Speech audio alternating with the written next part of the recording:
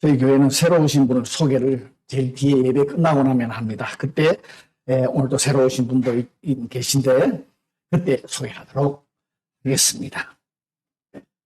지금 이 세상에서는 음악이라든지 영화, 문학 뭐 여러 가지 중에서 가장 흔한 주제들을 들라 그러면 우리가 너무나도 오늘도 찬양을 했지만은 사랑입니다. 영화에 보면 뭐 사랑, 뭐 음악도 찬양, 음악도 그렇고 세상의 음악도 또 찬양도 그렇고요. 왜 대부분의 주제가 사랑에다가 초점을 맞추고 있는가 하면은 사랑은 인간 모두가 공통적으로 경험하기 때문이라고 그래요. 어느 누구나 이 사랑은 경험하게 되어야 돼요. 인간들은 가족들과 친구들 을 사랑하며 삶을 함께 나누는 이 참 사랑을 인간들은 찾고 있대요. 그것을 모토메를 그것을 원한답니다. 우리 인간들은 원하게 되어 있답니다. 여러분, 사랑이란 단어를 생각하면은 여러분은 그 마음에 어떤 것들이 떠오릅니까? 어떤 노래나 지금 찬양한 시라든지 영화의 인상 깊은 장면, 사랑은 아무나 하나 뭐 떠오를지 모르겠지만은 아직 장면들인데 어떤 장면이 떠오릅니까, 여러분은? 사랑이 메말라 있던 분들은 사랑이란 자도 잘 뭔지를 기억 못하시는 분도 계실 겁니다. 그런데요, 사랑은 복음의 메시지의 중심이 되고 있습니다. 요한복음, 우리가 너무나 잘 아는 요한복음 3장 16절, 하나님의 세상을 이처럼 사랑하사 독생자를 주셨으니 이는 그를 믿는 자마다 멸망하지 않고 영생을 얻게 하려 함이라. 이 하나님의 사랑입니다. 이게 복음의 또 핵심입니다. 성경에서 하나님에 대해서 간단하게 하나님에 대해서 성경에서 한마디로 말하라 그러면 사실은 사랑입니다. 예수님께서 십자가를 내다보시면서 제자들에게 이렇게 말씀하셨죠. 새 계명을 너희에게 주노니 서로 사랑하라. 내가 너희를 사랑한 것 같이 너희도 서로 사랑하라. 너희가 서로 사랑하면 이로써 모든 사람이 제자인 줄 알 것이다. 이렇게 해서 말씀 십자가를 앞에 두시고 달리시기 전에. 그래서 예수 그리스도를 믿는 성도들의 신앙에 우리가 성도라 크리스찬이라 그러면 생활 기본이 갖춰져 있어야 하는 게 이 사랑입니다. 여러분, 하나님께서 우리를 너무너무 사랑하시기 때문에 우리가 하나님을 사랑의 하나님이라고 부르죠. 하나님을 평화의 하나님, 무슨 능력의 하나님 부르지만 사랑의 하나님이라고도 부릅니다. 그런데 우리가 생각하고 입으로 고백하고 있는 사랑의 하나님, 즉 하나님께서 우리를 사랑하시는 그 사랑이 얼마나 큰지 여러분 아시면서 고백을 하시는지. 우리가 성경에서 사랑이라고 하면 잘 압니다. 고린도전서 13장에 보면 4절부터 찬양도 있지요. 사랑은 오래 참고 온유하고 시기하지 아니하며 사랑은 자랑하지도 않고 교만하지도 않고 무례히 행하지 않고 자기 유익을 구하지 아니하고 승리하지 아니하며 악한 것을 생각하지 아니하고 불의를 기뻐하지 아니하고 진리와 함께 기뻐하고 모든 것을 참으며 모든 것을 믿으며 모든 것을 바라며 모든 것을 견디는 것이라고. 엄청난 우리들이 상상도 할 수 없는, 지킬 수도 없는 말씀이 기록되어 있습니다. 물론 우리가 이것을 깨닫고 이것만 지켜도요, 정말 우리가 사랑의 사람이라고 말할 수 있습니다. 그런데요, 오늘 본문 1절 말씀 오늘 읽어주셨지만은 내가 너를 구속하였고 내가 너를 지명하여 불렀나니 너는 내 것이라, 그런 말씀이 있습니다. 니온고대와 와다시노 뭐라 갈 때는 이 유명한 말씀이지요. 찬양도 있습니다. 그런데 너는 내 것이라. 물론 이 말씀은 하나님께서 택하신 민족의 제약으로 인해서 오늘 보면은 바벨론 포로가 되어 살아가고 있지만 그것을 하나님이 포로에서 해방시켜 주시겠다는 그런 예언의 말씀입니다. 오늘 이사야 말씀 43장은요. 하면 하나님께서 선택한 민족으로 다시 회복시켜 주시겠다는 은혜의 말씀입니다. 또 다른 의미로 예수 그리스도를 믿음으로 인해서 하나님의 백성이 된 성도가 하나님의 소유가 되므로 그 누구도 하나님이 사랑의 대상의 성도를 빼앗을 수 없고 해할 수 없다는 거예요. 해칠 수 없다는 거예요. 너는 기마에 불렀더니 너는 내 거라, 내 백성이라는 거예요. 어떤 일이 있더라도. 이것은 하나님께서 당신의 백성을 너무 사랑하시는 불변의 사랑을 알려주고 있는 것입니다. 그런데 우리는 죄를 짓죠. 하나님하고 멀리 떨어지죠. 하나님이 계신지 안 계신지 그런 생각을 하기도 합니다. 그래도요, 하나님의 사랑 또는 우리를 사랑하시는 건 이건 놓지 않으십니다. 우리는 예수 그리스도를 믿는 사람은 하나님의 백성입니다. 여러분, 하나님께서 성도를 사랑하시는 것은 절대로 변하지 않는 불변의 사랑입니다. 그래서 오늘 2절에서 이렇게 말씀하고 있어요. 내가 물 가운데로 지날 때 너희가 함께 할 것이고 강을 건널 때도 물이 너를 침범하지 못할 것이며 내가 불 가운데 지날 때도 타지도 아니할 것이고 불꽃이 너희를 사르지도 못한다. 우리는 하나님의 백성으로서 택함을 받은 성도들입니다. 성도들은 비록 이 세상을 살아가면서 수많은 어려움, 생명의 위협이 있더라도 성도라는 이 하나님의 불변의 사랑은 끝까지 보호하시는 것을 여러분 믿으셔야 됩니다. 그분의 말씀에 순종하며 이 세상을 두려워하지 말고 담대하게 살아가셔야 합니다. 여러분, 오늘 본문 1절에서부터 7절까지는 오늘 본문은 하나님의 사랑을 여러 가지로 지금 소개하고 있어요. 우리를 창조하시고 구속하시고 지명하여 부르시고 물과 불 가운데서 건지시고 지키시고 보호하고 존귀하게 여기시고 우리와 항상 함께 하시고 다시 모아주시겠다고 불변의 사랑을 약속하고 계십니다. 오늘 아침에 어린애들과 항상 제가 또 공부를 하면 오늘도 이 말씀을 했죠. 왜 하나님이 네가 내 것이라 그러고 하나님이 이렇게 사랑하는데 우리는 왜 이게 안 될까? 그랬더니 눈에 보이지 않았어요. 정답. 하나님이 눈에 보이지 않으십니다. 영이시기 때문에 눈에 보이지 않으시니까. 또 그만큼 하나님을 믿고 신뢰하지 못하니까 나와 항상 어떤 일이 있어도 함께 하시겠다 하는 것을 믿지를 못하니까 그래요. 신뢰하지 못하니까 그렇죠. 우리는 예수님을 믿는다고 하면서 그죠? 하나님께서 우리를 창세전에 택하시고 지금까지 우리를 구속을 위해 계획하시고 준비하셨다면 그 일을 당신의 아들이신 예수 그리스도를 보내주셨어요. 그래서 제가 그런 말씀 12월 25일이 뭐지? 어린애들 크리스마스요. 그때 무슨 일이 있었지? 예수님이 오셨어요. 왜? 눈으로 안 보이고 믿지 않으니까 사람이 인간의 형체를 입고 하나님 우리들이 그 죄를 짓고 믿지 못하니까 사람의 형체를 입게 하셔서 이 땅에 보내주신 분이 예수님이야. 그분이 하나님이야. 그래서 믿으라고. 그만큼 우리를 사랑하신다. 근데 이제 애들은 그러면 엄마는 누구예요? 아빠는 누구예요? 성령으로 잉태하신 걸 이해를 못하지 아직. 너는 조금 더 있으면 이제 그거 배운다.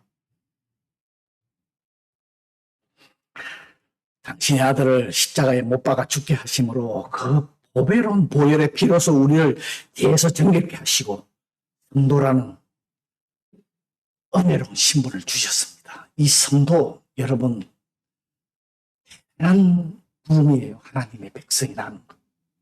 우리가 단지 구원하신 것으로 그치지 않냐고 성령을 통해서 또 기록된 말씀을 통해서 우리를 거룩한 길, 축복의 길, 은혜의 길로 걷게 하시고 저런 천국의 소망인 영원한 생명을 이 땅에서도 누리며 풍성히 누릴 수 있도록 우리들한테 베풀어 주신 은혜예요. 근데 여러분, 우리가 얼마나 이 은혜를 누리며 살아가고 있습니까? 아침에 눈 뜨면 벌써 인상 찌푸리고 오늘 하루 어떻게 살아? 지나긴 이렇게 생각을 안 하시는지요? 그런데 우리가 이 땅에 사는 동안에 물론 기쁨과 감사한 일만 있는 것이 아닙니다. 슬프고 아픈 일도 겪지만은요, 그 모든 것을 감사할 수 있는 넉넉한 마음, 풍성한 삶을 살 수 있게 하신 것은 우리 앞으로 들어갈 천국을 예비해 주시고 그날에 들어 소망을 주시기에 우리가 이 땅에서 어려움과 시련을 다 극복할 수 있는 거예요. 이걸 극복하셔야 됩니다. 이게 믿음입니다. 이 하나님의 사랑에 대해서 유명한 어느 목회자는 이렇게 말씀하셨어요. 하나님은 사랑을 가진 분이 아니래. 사랑 그 자체다. 사랑을 가졌으면, 하나님이 사랑이 많이 가졌으면 주다가 안 줄 수도 있지만 하나님은 사랑 그 자체라는 거예요. 하나님을 아는 사람, 믿는 사람은 당연히 사랑을 받게 되어 있다. 어느 사람 많이 주고 어느 사람 적게 주고 하는 게 아니라는 거예요. 그래서 우리가 이처럼 사랑이 풍성한 하나님을 믿고 의지하며 그분을 타고 가까이 함으로 그분의 사랑스러운 인도하심을 받는 것이 복된 삶을 사는 것입니다. 우리는 그리스도의 대속의 은혜로 거듭난 자들이고 새롭게 그리스도 안에서 지음을 받은 자들입니다. 그러나 우리는 아직 완전하게 그리스도 안에서 온전한 자로 지음을 받지는 않았습니다. 예수님께서 재림하시면 그때 온전한 자. 그래서 그동안에 이 살면서 여러 가지 죄도 지르고 하지 말아야 이것도 하고 그러고 있습니다.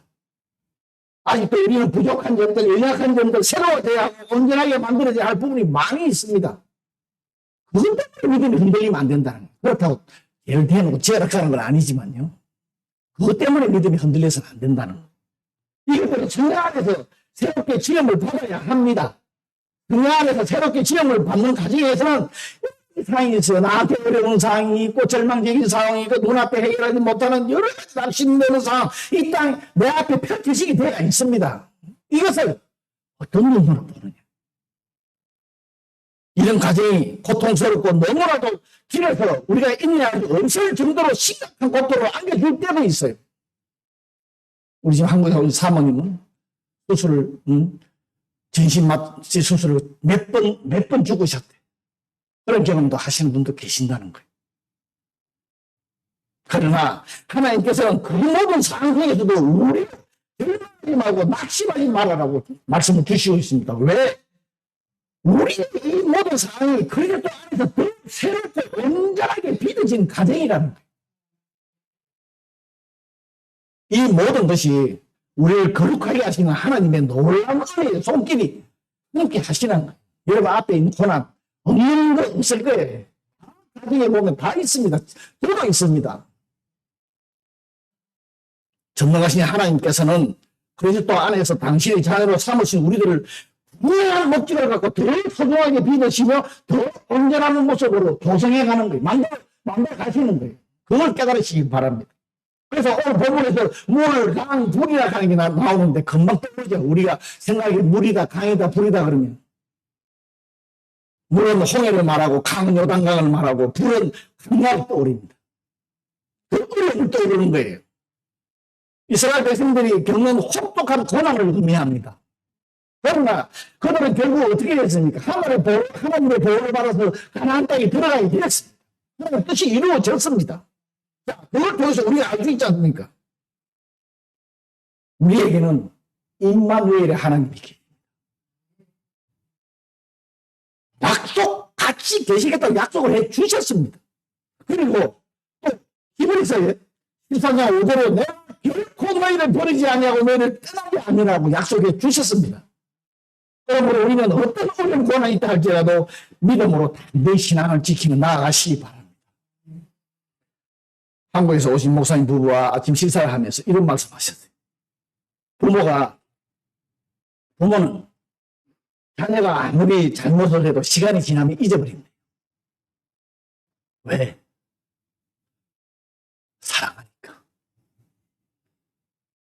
그죠? 여러분도 부모 되신 분 다 아시죠? 자녀가 그렇게 못되고 해도 시간이 지나면 잊어버리고 뭐 한 가지만 잘하면 막 기뻐서 철철 줄 모른다는 거예요.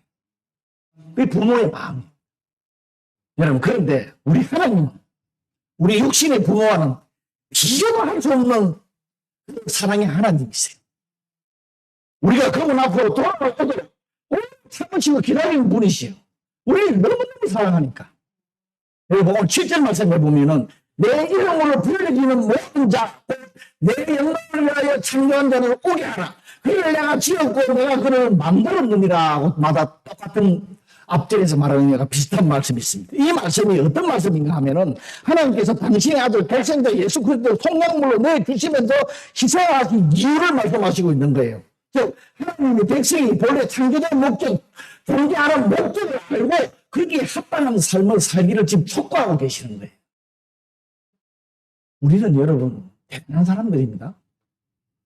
일반은 그냥 힘없이 누구들 회사의 상사나 누구들한테 이렇게 억눌리며 지혜받고 살아가는 사람들이 아닙니다. 하나님이 함께 하시는 사람들입니다.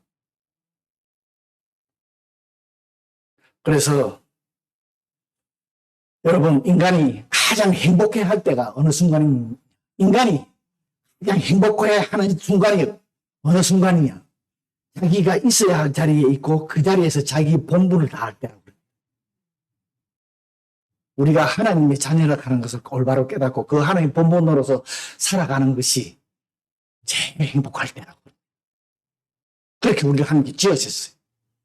그리고 오늘 7절 말씀은 인간의 구원과 존재의 목적도 깊은 관련이 있습니다. 인간은 하나님 앞에서 본래 주어진 위치를 바르게 파악하고 하나님께서 인간을 창조하신 목적대로 사는 것이 제일 행복한 것입니다. 왜 그러냐? 우리 이런 말이 있죠. 무엇을 해본 사람이 그 뜻과 의미를 안다고. 무엇을 경험해본 사람이. 그런 말이 있습니다. 하나님의 변함없는 사랑을 받아본 사람이 그분의 사랑을 알고 또 그분의 사랑을 의지하고 또 그분의 사랑을 뒤에 사람들한테 전하는 거예요. 그게 한번 경험해본 사람이 안다는 거예요. 하나님이 사랑을 체험하시라는 거예요. 한번 기억해 보시기 바랍니다. 정말 나와 함께 하신 하나님 정말 나와 함께 하시는 거. 여러분 하나님께서 우리를 창조하셨는데 우리가 죄에 빠져 있음으로써 우리를 당신의 동생자 예수 그리스도를 통해서 구원하시는 목적이 우리를 너무 사랑하시는 거예요. 우리를 사랑하시는 것이 변하지 않으시기 때문입니다. 변치 않으십니다. 우리가 만약에 죄에 빠져서 하나님은요 기다리십니다. 어서 돌아오라는 찬양도 있지요. 절대 그러지 않습니다. 한번 구원하신 우리 하나님 백성은 우리가 빨리 깨닫고 돌아가는 거예요. 이 사실을 올바로 깨닫고 우리 모두가 하나님의 사랑을 듬뿍 받아 누리면서 하나님의 사랑받는 자로서 이 세상 살고 또 그 받고 있는 사랑으로 주위의 모든 사람들에게 사랑을 전하는 우리가 되었으면 좋겠습니다. 우리 잠시 기도합니다. 자기 자신을 한번 생각하고 내가 정말 눈에 보이지 않는 하나님을 얼마나 믿고 사랑했는지 그렇지 않았다면 이 시간에 회개하면서 그것을 정말 믿고 신뢰하며 살아갈 수 있는 우리 되게 해달라고 우리 잠시 기도하는 시간 갖도록 하겠습니다. 기도합니다.